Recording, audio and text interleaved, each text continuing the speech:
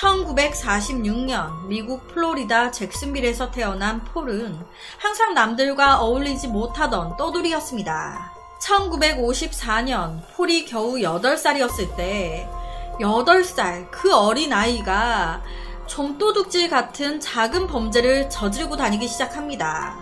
그리고 그는 19살 때 경찰관을 납치한 죄로 태어나서 처음으로 수감되기까지 해요. 와, 대담하죠? 경찰관을 납치했어.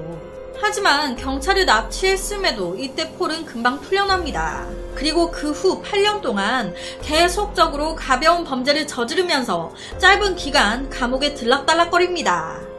가볍게 절도를 저질러서 감옥 가서 2달 정도 살다 나오자마자 또 12로 한 사람을 패서 6달 정도 살다 나오고, 이런 식으로 8년 동안 1974년 폴은 샌프란시스코에서 돌싱이었던 안젤라라는 여성에게 편지를 쓰기 시작합니다. 그런데요, 이때 폴은 역시나 감옥에 수감 중이었어요. 감옥에서 편지 펜팔한 거예요.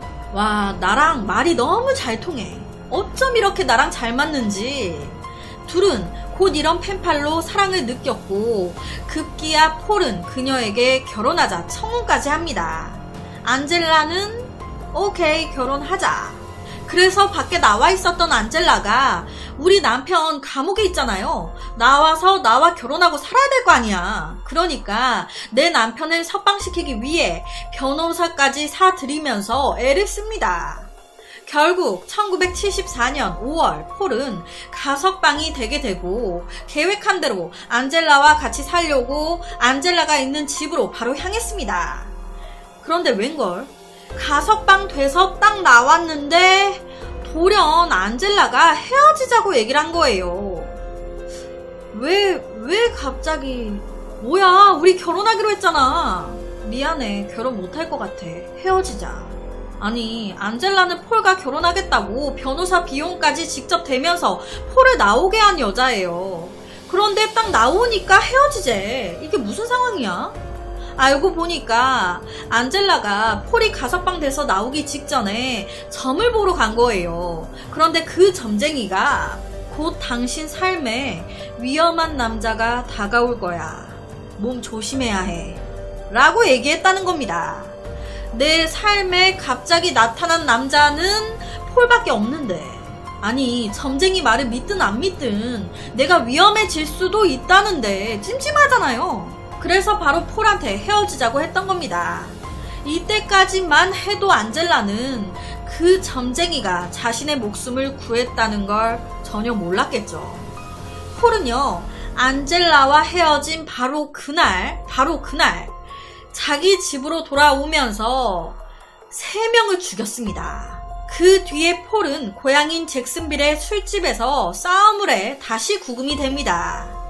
이미 징역살이의 전문가가 된 남자예요. 8살 때부터 들락달락 거렸단 말이에요. 1974년 7월 26일 폴은 구금 도중 감옥 자물쇠를 따서 탈출합니다. 이건 일도 아니지. 그렇게 탈출한 폴은 그날 밤 65세 여성 앨리스의 집에 쳐들어갑니다. 그리곤 흉기로 협박, 피해자 앨리스를 묶고 재갈을 물린 채 돈을 훔쳐요. 돈을 훔치기만 하고 그냥 도망갔으면 다행이죠. 앨리스의 목을 졸라 죽인 후 앨리스의 차를 타고 도망갑니다. 당시 경찰은 달아난 폴을 추적하고 있었어요. 이 사실을 폴도 당연히 알고 있었죠. 이 폴은요, 이때 경찰이 앨리스의 시신을 발견할 때까지, 경찰이 내가 저지른 앨리스 사건을 눈치챌 때까지 그동안 해당 마을에 머무릅니다. 여유가 있는 거예요. 경찰은 폴을 잡기 위해 TV에 폴의 전단지까지 올리면서 사람들에게 알렸습니다. 폴은 경찰의 추적을 피하기 위해 앨리스 피해자 차량을 타고 도망갔어요. 그 차를 8월 1일 버리기로 계획합니다. 이 차를 어디에 버리지? 그렇게 피해자의 차를 타고 버릴 장소를 탐색하고 다니는데 내 눈앞에 11살짜리 그리고 7살짜리 자매가 보이네. 그 자매와 나랑 눈이 마주쳤네? 그런데 이 자매의 표정이 좀 이상하네. 내가 누군지 아는 것 같은데. 이 어린 소녀들이 자신을 알아봤다는 걸 단박에 알아챈 폴. 이 어린 것들이 날 봤다고 경찰에 신고할 수도 있겠네. 죽여야겠네. 그래서 이 두 소녀를 납치, 사람이 없는 곳으로 가 목을 졸라 죽입니다. 이 어린애들을. 폴은 그 다음 2달간 동부 해안을 따라 플로리다에서 코네티컷으로 차를 몰고 다니면서 무차별적인 살인을 저질렀습니다. 차를 버리겠다고 마음은 먹어놓고 안 버린 거죠. 그렇게 두 소녀를 죽이고 얼마 안 가 8월 2일 그는 49세에 옆에 마조리 하우의 집에 침입, 또 목을 졸라 죽입니다. 그런데 그 와중에 TV는 또 탐이 났는지 살인을 하고 TV를 훔쳐요. 사람을 죽이고 그 큰 TV를 끙끙대고 자기 차에 실어 도망간 거예요.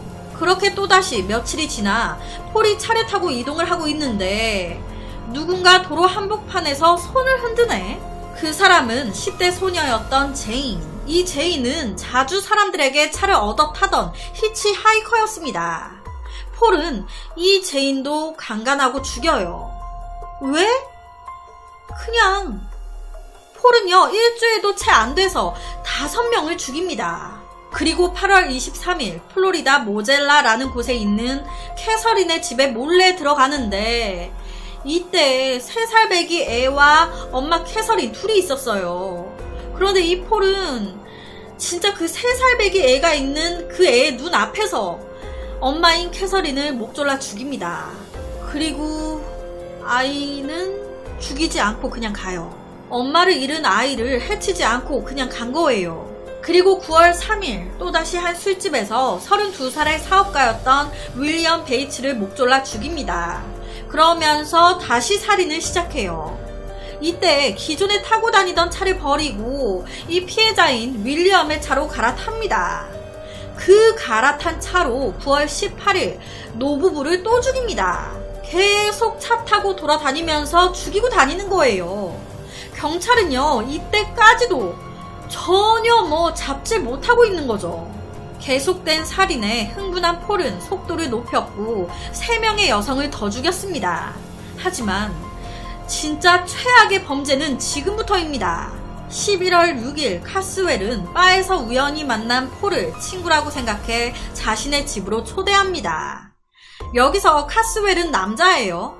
그렇게 카스웰과 폴 둘이 집에 앉아서 이런저런 얘기하면서 웃고 놀아요. 그런데 갑자기 이 폴 칼을 꺼내 카스웰을 25번이나 찌릅니다. 아니, 웃고 잘 놀다가 갑자기 공격한 거예요. 갑작스러운 공격에 카스웰 그 자리에서 사망했습니다. 그러니까 이때쯤에는 그냥 살인 중독이 된 거예요. 죽이는데 이유가 없어. 그냥 잘 놀다가 죽이고 싶어서 죽인 거예요. 당시 그 집 안에는 카스웰의 15살 딸이 있었습니다. 그 딸의 방으로 가요. 또 목졸라 죽입니다. 그리고 그 소녀의 시신에 대고 역겨운 이상한 짓을 해요. 다음날 혼자 여행을 떠났다가 돌아온 카스웰의 아내는 집 안에서 자기 딸하며 남편하며 죽어있는 걸 발견하고 경찰에 신고를 하게 됩니다. 이때까지도요, 경찰은 폴의 근처에 다가가지도 못하고 있었습니다. 아예 폴이 어디 있는지조차 모르고 있었어요. 결국 경찰은 너무 수사에 진전이 없으니까 FBI에 도움을 요청하기까지 합니다. 아무래도 이때 폴이 저지른 살인들이 연관성이 없어요. 그냥 죽이고 싶어 죽이는 거예요. 반복되는 패턴도 없고 동기도 없고 그러다 보니 수사가 더 어렵지 않았을까. 당시 경찰들이요, 자기들이 쫓고 있는 이 살인마가 그냥 살인을 즐기는 살인마인 건지 강간범인지 강도인지조차 구분을 못하고 있었대요. 수사관들이 알아낸 유일한 단서는 바로 옆에 샌디라는 사람의 신고였는데 11월 10일 폴이 신고자인 샌디의 친구 수잔 맥켄지라는 여자 머리에 총을 들이대면서 관계하자고, 너 나랑 관계할래? 아니면 총 맞고 죽을래? 너 나랑 관계할래? 아니면 총 맞고 죽을래? 그 잠자리 요구를 한 거예요. 와, 죽을 수도 있는 상황에 얼마나 무서웠겠습니까? 이때 다행히도 수자는 폴에게서 도망쳤고 이 사실을 친구 샌디에게 알린 거예요. 그러면서 샌디가 대신 신고를 해줬던 겁니다. 그래서 이때 경찰이 폴을 잡았어요. 체포하려고 했습니다. 그런데 그놈의 총으로 경찰을 쏘고 도망간 거예요. 그 후에 폴은 장애인이었던 베벌리 여성의 집에 침입, 그녀의 차를 훔쳤습니다. 다행히 죽이지는 않았어요. 바로 이 베벌리가 경찰에 또 한 번 신고를 하게 됩니다. 그러면서 FBI는 폴이 훔쳐간 베벌리의 차량을 조회, 폴의 뒤를 바짝 쫓기 시작해요. 그렇게 11월 17일 폴이 플로리다 고속도로를 달리고 있을 때 경찰과 추격전이 이어졌는데 이때 경찰이 체포했습니다. 어떻게 도망가겠어요? 그렇게 순순히 차를 세우고 딱 체포가 됐는데 폴이 순순히 순찰차를 타고 차가 출발하기 딱 직전 재빨랐던 폴이 경찰이 가지고 있었던 총을 낚아채서 오히려 그 경찰차 안에서 경찰을 납치한 겁니다.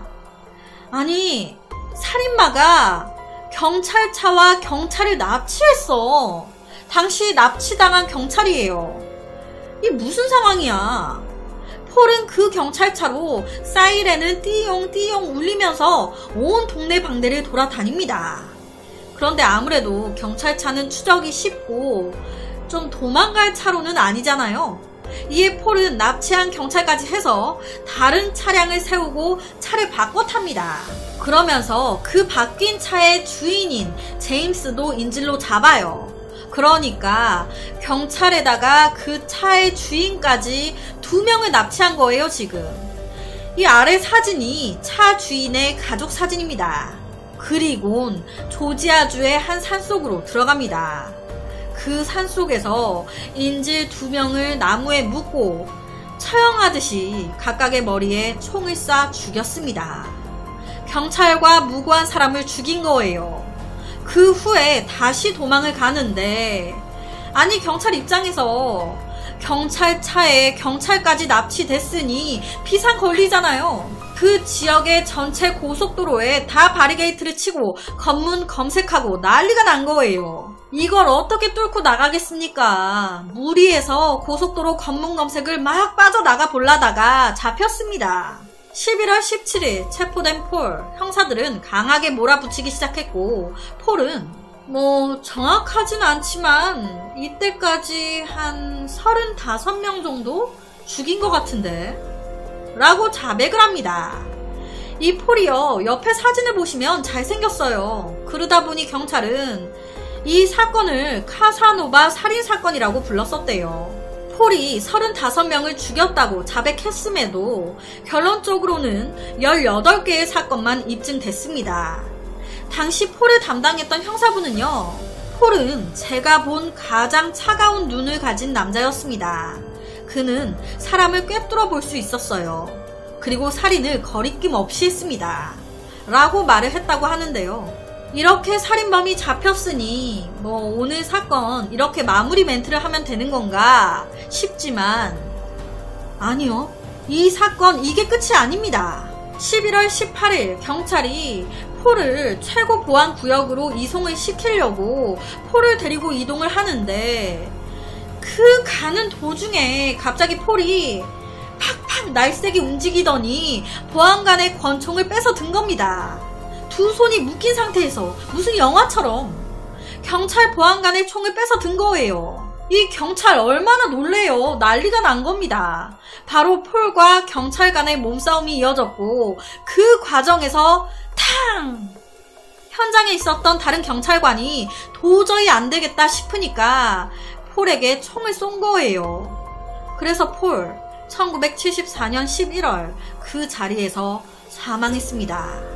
결국 경찰이나 FBI는 그의 살해 동기조차 끝까지 밝히지 못했고 그의 희생자들 중 일부는 시체조차 찾지 못했다고 하는데요. 참 정말 한 연쇄 살인마가 끝까지 찜찜하게 간 거예요. 아무래도 이동하던 마지막 그 순간 폴이 이전에도 감옥에서 몇 번 탈출하고 한 전적이 있었으니까 이거는 죽거나 도망가거나 둘 중 하나다라는 생각에 그런 행동을 한 게 아니었을까 싶은데, 여튼 그래서 오늘은 무고한 사람을 30명이나 넘게 잔혹하게 죽인 살인마가 어떠한 처벌을 받기도 전에 죽은 끝까지 엄청 찜찜한 연쇄살인마 폴 롤레스에 대한 사건을 가지고 왔습니다.